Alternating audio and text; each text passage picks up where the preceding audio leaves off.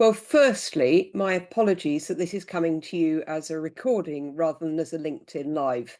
I might be good at quite a number of things, but one of them is not, it seems, connecting Zoom and LinkedIn Live. So yesterday, by the time you watch this, I tried for about 3 hours in the morning and eventually gave it up as a bad job. So what I would ask you to do is, as you watch this, please put your questions and your thoughts in the comments. And then the great advantage is that I can actually concentrate on those rather than on this. And so what I'll try to do is as we go through the recording, I will try and answer your questions as they arrive.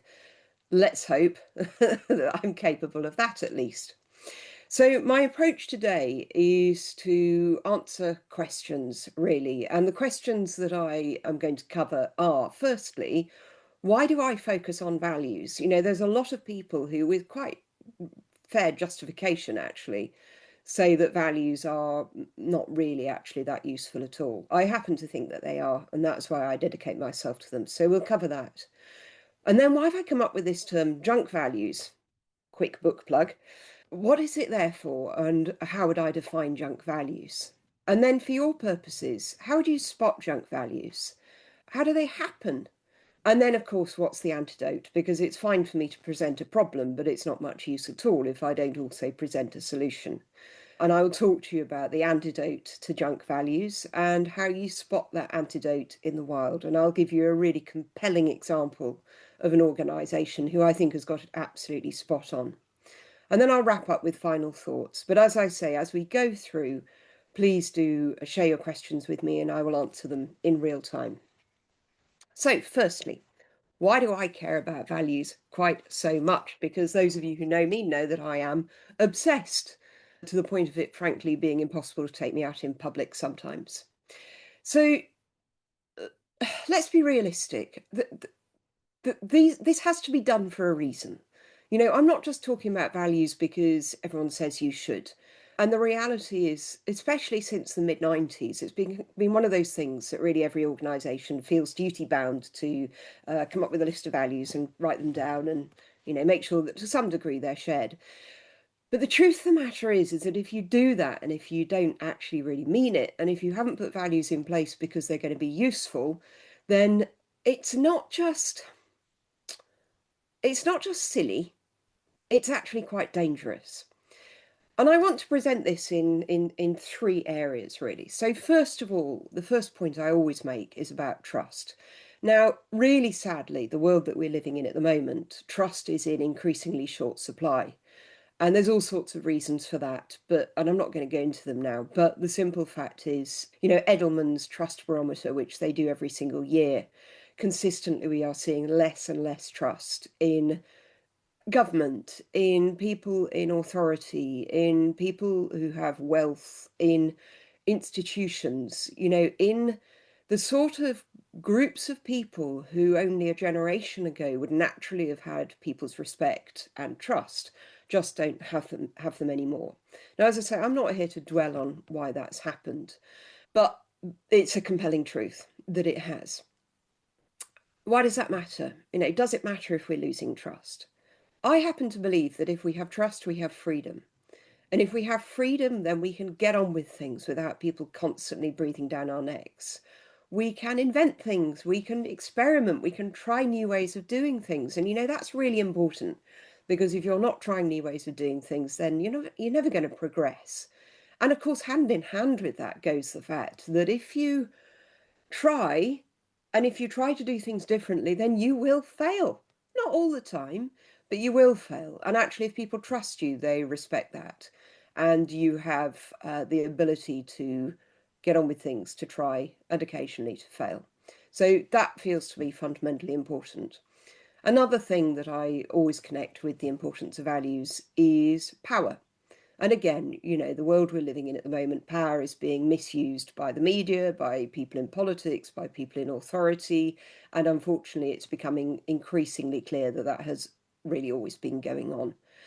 If you are very clear about what matters to you, about your principles, about the hills on which you are prepared to die, then you are in a much stronger position to manage power. And that is both your own power and it is also the power that you see coming towards you. and often people struggle with power dynamics. And when they are conscious that if someone is trying to manipulate their power in your direction, then unless you are really secure in your own worldview and in the choices that you make, then it's too easy, unfortunately, to fall prey to that. So one thing that I consistently observe is that when people and when organizations are very, very clear about what is so important to them, that they can manage those power dynamics much more clearly. And when we're talking about culture, a metaphor I always draw up is about the kids on the back of the bus, because we all know, if we are in leadership positions in organizations, that if we are not very clear about what is acceptable within the organizations and about the ways that we are expected to behave and the ways that things are good and that people pull together and, all of these things, then it is going to be the metaphorical equivalent of the kids on the back of the bus. And as we know, any of you who traveled on a school bus or simply just, have ever been in a classroom, you will know that it is not the kids who are quiet and who sit at the front and who just get on with their work who set the mood. It will tend to be the disruptive ones. So if you are not creating a clear set of leadership expectations within your organization, then that vacuum will be filled by other behaviors. And then the final thing is risk. And I think that the roles and responsibilities and just experience of being a leader feels increasingly risky for all manner of reasons. And if you can improve your tools around decision making, then you will de-risk a lot of those decisions. You will not even get into conversations that you shouldn't be starting. You will not be looking potentially to recruit people who will turn out to be the wrong people, clients who will turn out to be the wrong clients, or frankly, even suppliers who will let us down. So there's a lot around this de-risking. And the truth about the Army Leadership Code says it really well. If you say what your values are and you live by them, you build trust. If you say what they are and you don't live by them, then you will then break that trust. And it's almost worse to have never built it up in the first place. So, with all that said, I have established why, to me, values are enormously important. And incidentally, we don't have to use that word. I'd almost rather, I always advise clients, we don't talk about values, we don't talk about vision, we don't talk about purpose. We describe those things, but then we refer to them in different terms, because for very clear reasons, a lot of people just go into a very defensive position as soon as those sorts of words, which feel very management consultancy, start being bandied about. So why junk values? I'll tell you why. I've been focusing on this for quite a long time now, and I've become increasingly frustrated by the slapdash approach to it that is brought about by so many quarters. And I think we're asking the wrong questions. I think we're coming from the wrong places.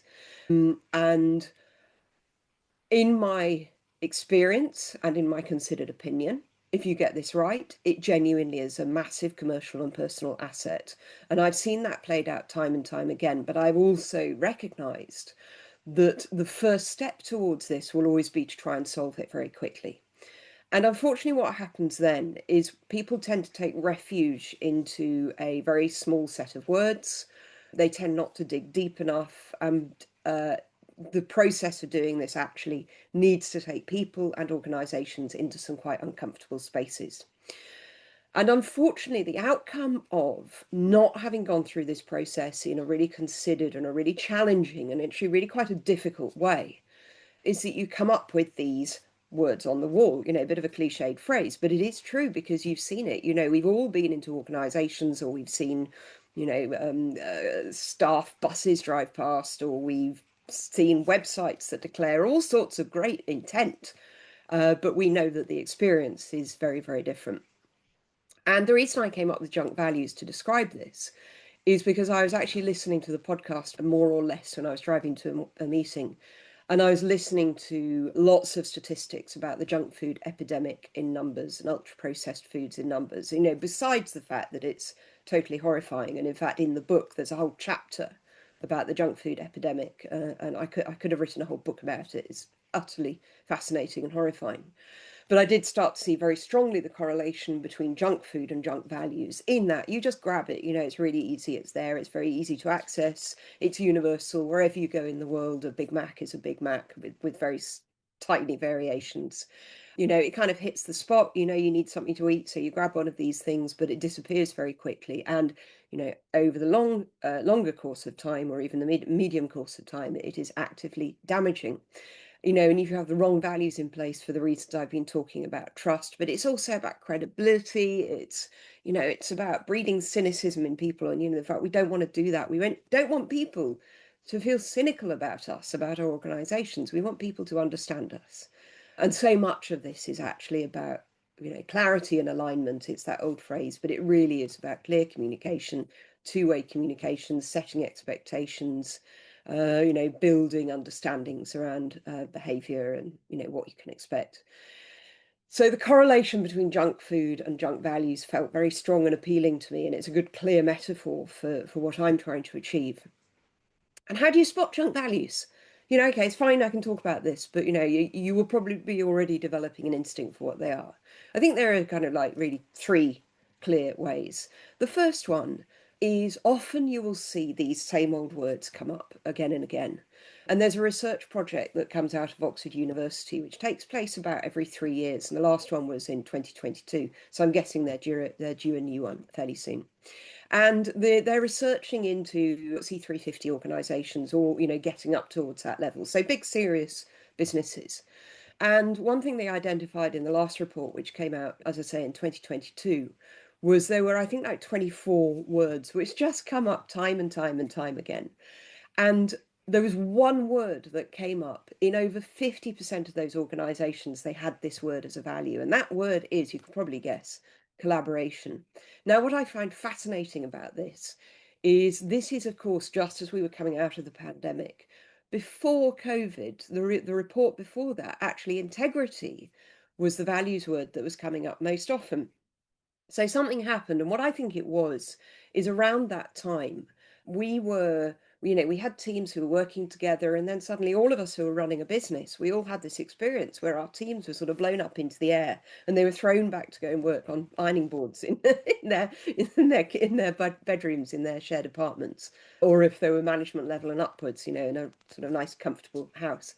And there's a whole other narrative around that experience and the impact of it, because it has been very detrimental in very many ways. But anyway, I think the collaboration piece was around just desperately scrabbling around trying to find ways to bring the team together when it had been, sent away from the hub. So that's one. The second one is that they're not lived. So you could actually have a brilliantly articulated set of values, but if they are not being observed in the behaviors at any, or, all or any level in an organization, then they're not your values. And I'm sorry, that means they're junk values. And as I said, that will mean you're setting yourself up for a fall. And the third thing is they're not true. Now, that doesn't necessarily come from a bad place. There's a good example of why this happens. So often I'll find, particularly if I'm speaking to, for example, manufacturing organisations, maybe family-owned ones, maybe they've been around for a few generations, what I will hear is that there's like a sort of hole in the middle of the donut. There's a generational chasm, and that will tend to be, on the shop floor. It will be between one cohort, which will have come in the 1980s and 1990s, and they're boomers, they're older Gen X. And at the time they were coming in, you were really coming in for the overtime, you were coming in for the hours, fair days work, fair days pay. Actually, the employee experience would have really felt quite family based. I think in those days, businesses had a much stronger sense of being connected to people's lives at home as well. There would be family fun days, all of this kind of stuff. So it was a very different working environment, different set of motivations, different, pulls and draws on people's interest. And then, of course, we have the Gen Zs. We even are starting to have some Gen Alphas coming into the employment system. Maybe they're coming in as apprentices or as sort of, junior new starters. And of course, their psychological imperatives are very different. Now, I'm not saying anyone is right or wrong, but they are different. And what you will tend to find happens is those two cohorts are actually finding it difficult to understand one another. And what might happen is a senior leadership team board might recognise that this is happening, and they'll go, okay, this is essentially, correctly, they'll say this is a communication issue. And then what might happen is they'll look at their values, and they will try to create a value set which appeals more directly, often to the Gen Z, Gen Alpha cohort. And they might not understand that. They might not really understand what they mean. And unfortunately, that means, for good reasons and with good intent, they've created a set of values that they can't possibly live up to. And so you fall into those traps of, what happens when you say one thing and do another. So that's junk values. I'm going to give you a really simple example of junk values in action. So a few years ago, you'll probably remember Brewdog, the beer company, who are really struggling at the moment. They had a whole bunch of ex-employees who went live on Twitter with this 3-page letter, which just really went into excoriating detail about the employee experience. And it was really bad. And James Watts, he didn't deal with it well, but this isn't what I'm here to talk about. What I want to talk about with this is actually Brewdog has something called its unofficial values. And there are 5 unofficial values. Now, 4 of those unofficial values actually, I think, were perfect for Brewdog. So they included things like we bleed craft beer and we blow shit up. Now, the question I always ask people when I'm talking about this in a live event, as this was meant to be, is if you were looking to work in an organization that had a really cool aspirational brand, that was in consumer goods, that was clearly fast growing, and you saw things like we bleed craft beer and we blow shit up, what would you expect? Would you expect the employee experience to be really cozy and cosseting and nurturing? Or would you expect it was going to be maybe somewhat chaotic, fast paced? You'd have to be strong, you were kind of living by the seat of your pants. But, you would know, wouldn't you? You would know. But I think the problem comes from their 5th value, which is simply this: without us, we are nothing. Without us, we are nothing. Now, to me, that feels like an afterthought. It may have happened after a few months. It may have happened just as the values were being signed off. And I think that somebody said, excuse me, there's nothing about the team here. And, people sagely nodded their heads and agreed, because clearly there wasn't. And they put in this: without us, we are nothing. Now, unfortunately, what happened there is suddenly with that, the employee experience will have a set of expectations attached to it, which are, not necessarily true. And this is fine. The reality is that our values should be able to put people off. And if the experience of working in our organization is it is fast paced, you've got to keep up. It's contingent on you to keep up. It's not for us to bring you along beside us. Then some people will be up for that. A lot of people won't, but some people will. And immediately you're not going to have people applying to work with you. So it is fundamentally important that your values are accurate. If what matters most to you as an organisation is growth, profit, pace, then for heaven's sake, say it, because those are the criteria against which you can make decisions, against which other people can make decisions in terms of whether they want to be connected to you, against which you will be judged by your customers, by your clients, by your suppliers, by the community in which you operate, by your staff, by media, all of these organizations, by, frankly, people on social media who have opinions, people who are writing reviews on Trustpilot, people who are writing reviews on Glassdoor. The simple fact is, if you are honest about what is genuinely most important to you, then people can say what they like.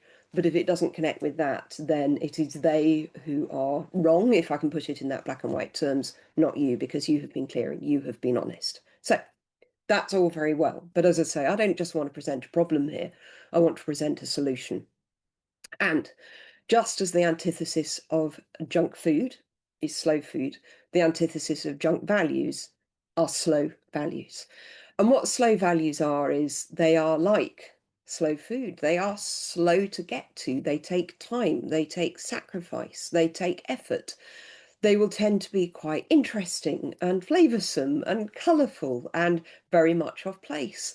And what that means is that they can be quite challenging. If you were doing a global culinary tour, then you would encounter things which, in some areas you found very personally difficult to eat, and you might not want to.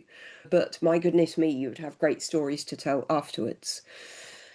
And slow values will be articulated in the words that people use in your organisation. They will connect with the spirit of place. They will resonate with the motivations of your people, with the concerns that your people have, with the hopes that they have. They will be couched alongside motivators.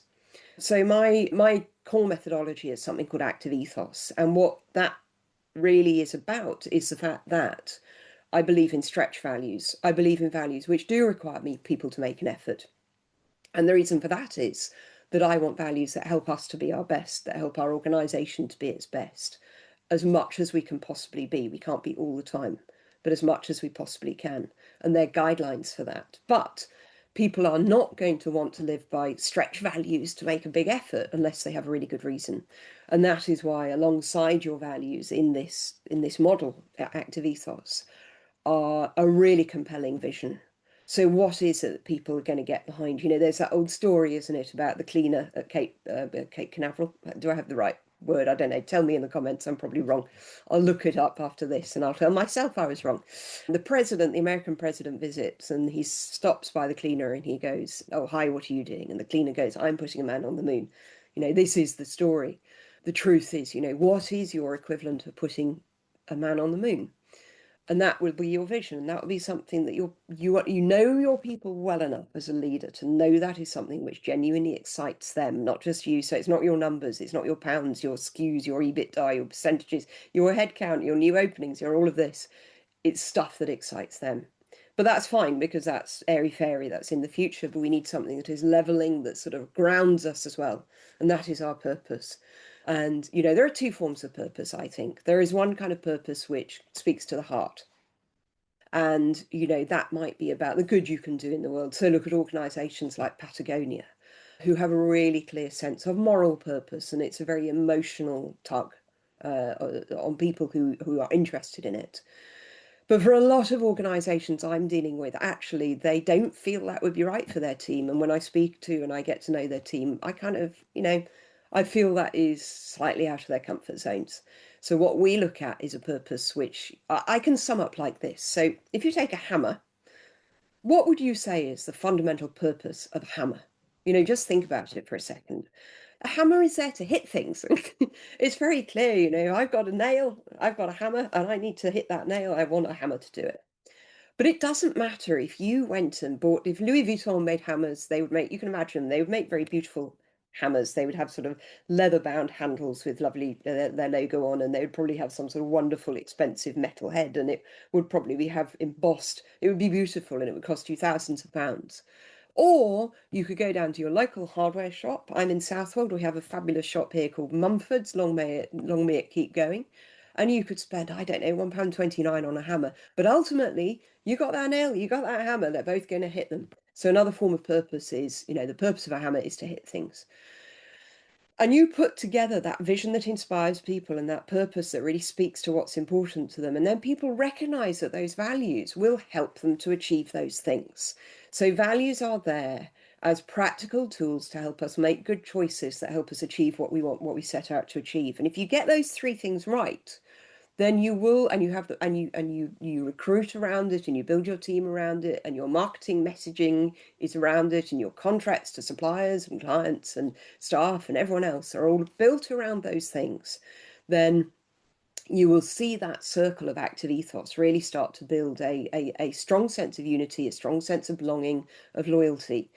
But you've got to get your words right. So, when you're looking at understanding your organization internally and externally, perception wise, then you're really looking at the words that people are using. You're looking at what is mattering to them. You're looking at the stories that they share. You look at the mood, you look at the humor, you look at the, level of seriosity or not. Are we about facts and figures and really crunching down into the data, or are we much more about an overview?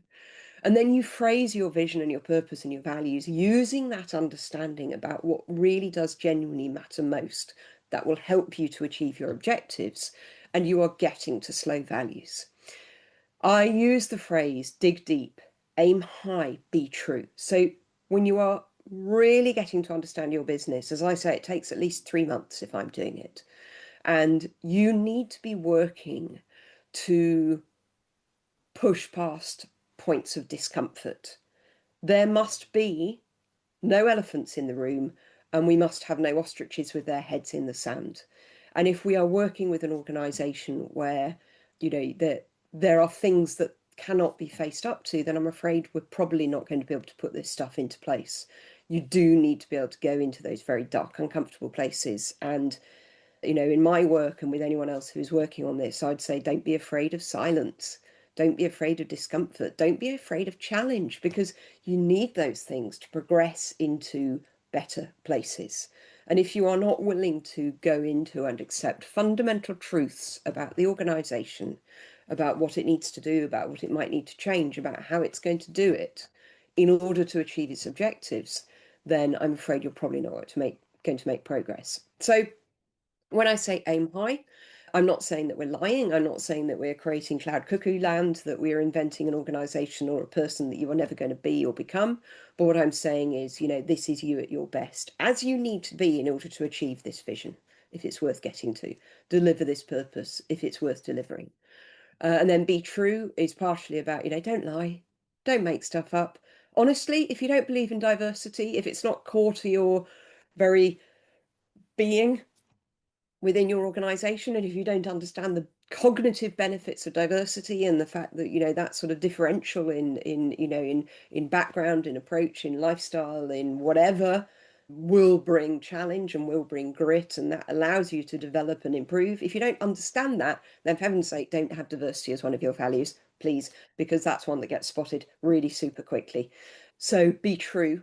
But when I say be true, it's also about that absolute laser focus. Why are we doing this? What do we want to achieve? What are the imperatives? What do we want to move beyond? What do we want to move towards? What are we doing that's great? What are we doing that's not so great? Let's be honest here. So be true.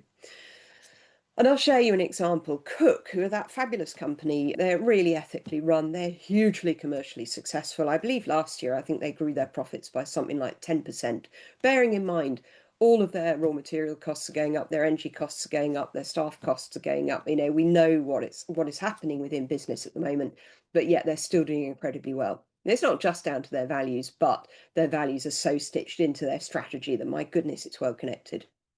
I'm going to share one of their values with you, and that's Churchill's pig. Now, apparently, Churchill's favourite animal was the pig. Did you know? And what he said was that a dog looked up at man, a cat looked down on man, and a pig was the only animal that looks man in the eye and sees its equal. So, what is Cook saying when it says Churchill's pig? It's saying respect, it's saying equality, all these good things, but it's not saying them in those, excuse me, bullshit values bingo words. It's saying it in something which feels very Cook. It's quirky, it's English, it's intelligent, it's quite funny. It's very, very memorable. You're not going to forget that. I can pretty much guarantee at the end of this, if I caught up with you in a week's time and I said, what do you remember? You would quite possibly say Churchill's pig. I hope you remember other things as well. So it's very memorable. But it's not just that it's a clever use of words that fits in with the brand. It's also that they then make every effort to bring it to life, because junk values, don't forget, it's got to be in the right words, but it's also got to come to life as well as being true. And so they have, as an example, something called Churchill's Pig Week. So once a year, Churchill's Pig Week, then whoever you are in the organisation, whatever your role, you are positively encouraged to come and make suggestions, critique things, share your good ideas, give feedback on stuff. Now, I suspect it's probably not disencouraged at other times, but the clarity about, look, this is what this week is for, really make the most of it, come on, do it, is, I think, incredibly powerful. And here's another example. On Trustpilot, they have heading up for 40. Last time I looked, they had 37,000 reviews. It's quite possibly gone up since then. Generally very positive. But what they endeavour to do is they endeavour to respond to every one of them personally within 24 hours. Now, that's really powerful. And actually, my understanding is that 95% of the time they hit that. That's really good. That shows respect. That shows that they are taking customers' points of views seriously. So that's just a single example. I think they have 6 values in total. One of them is very simple. It's the word care. Care quite possibly features on the short list of 24 that the Oxford Project came up with. But I'll let them off because they do actually express it and articulate it in really good terms.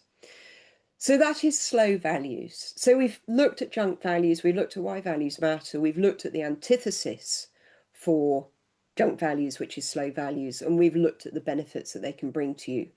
So I suppose it's time for me to wrap up. And what I would say is this: if you are a values cynic, I probably agree with a lot of your reasons. I suspect I'm often more on your side than I would be on a lot of people who talk in a slightly slapdash way about values. And that's because I have a deep, deep held belief that they are of fundamental importance to your ability to make decisions, to when the world suddenly zigs and it was very unexpected. And that might be happening within your home, within your business, or it might suddenly come to you from somewhere completely unexpected. And I know this from personal experience, by the way. If you have clarified your values, and I'm speaking to you, one human to another here, if you have clarified your values, and I'll share with you what mine are.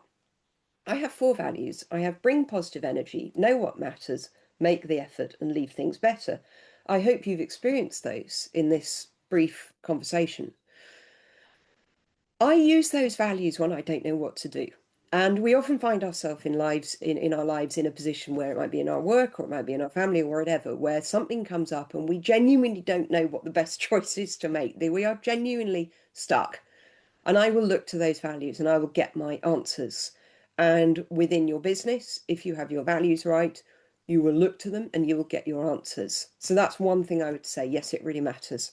The other thing I would say is, it is worth taking your time. I would say there is no Ozempic here. You need to do this through exercise, through time, through having a plan, through having a strategy and executing it, and for seeing it through forever. Values are there for life, not just for Christmas. And the other thing is bring people on around you. Another thing that came out on the research project that Oxford did is that when they were speaking to organisations, 80% of people that they spoke to said their values felt top down, which just means they feel like an imposition. They don't feel real.